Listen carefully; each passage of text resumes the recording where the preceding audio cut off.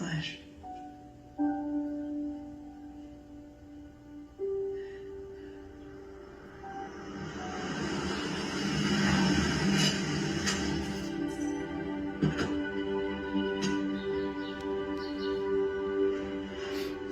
So forgive me for making you travel all the way out here, but when someone rings me up and says he wants to dispute the most significant event in human history, I feel it's important that we do it face to face, don't you? Yeah, that's fine. I appreciate your time. So my line of attack is this. The reason the eyewitnesses were able to see Jesus after Golgotha is because he never died on the cross. Because if he doesn't die, there's no resurrection, yes? That's right. So whether or not Jesus himself or if someone else took him off of the cross early, or if he faked his own death, it doesn't matter. It completely discounts every aspect of the resurrection. Right, the swoon theory. Yeah, but he passed out. He didn't die. I'm afraid there's a long line of skeptics in front of you with that hypothesis.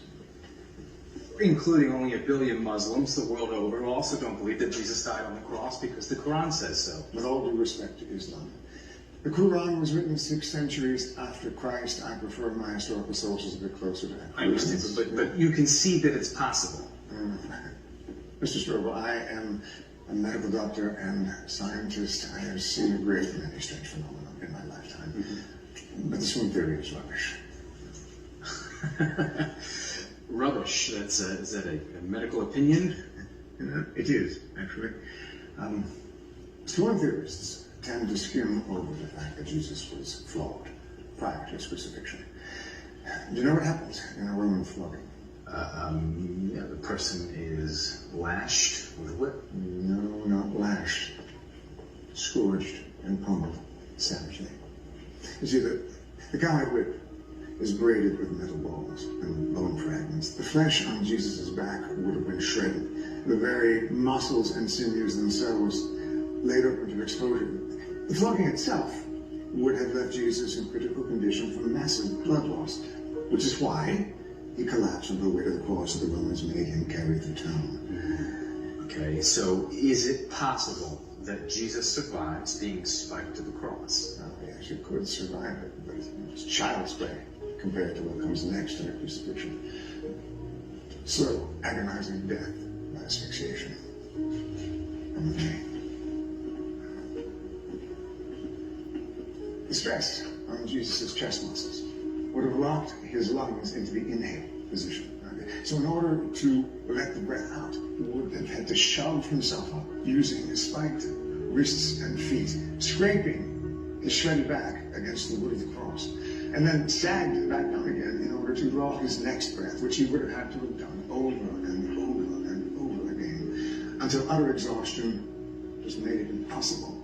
And then inevitably, he dies, in theory, but let's remember, these soldiers, they're not doctors, okay? So maybe they took him off the cross and they thought he was dead, but in fact he wasn't. Of course, they weren't medical doctors, they were professional killers. And they were quite good at their job. They had to be. If a prisoner escaped alive, they themselves would be executed. Mr. Strobel, the crucifixion of Jesus is one of the best attested events in the ancient world. And, if you will, the final nail in the coffin, the swoon theory, is this. When the soldiers thrust their spear between Jesus' ribs, do you know what came out?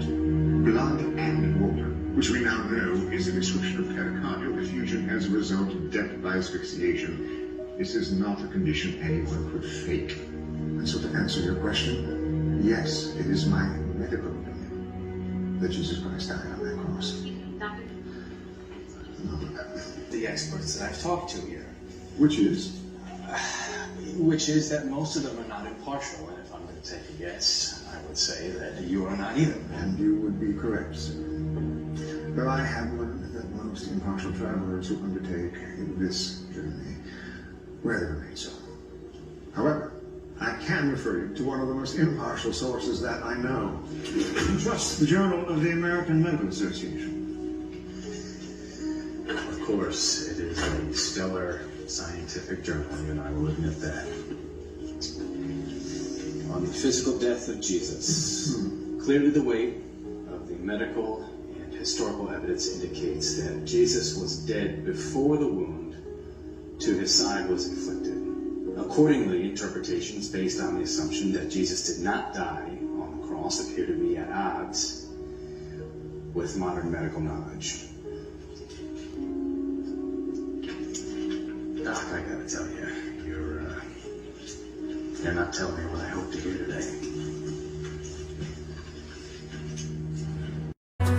If only they knew all of the times he's provided, the miracles, wonders, and signs. So why can't I give you half of my worship? And that should be no surprise. So ask me why I worship the way that I do. 'Cause I've got a reason to praise him like I know I've got nothing to lose. 'Cause I've got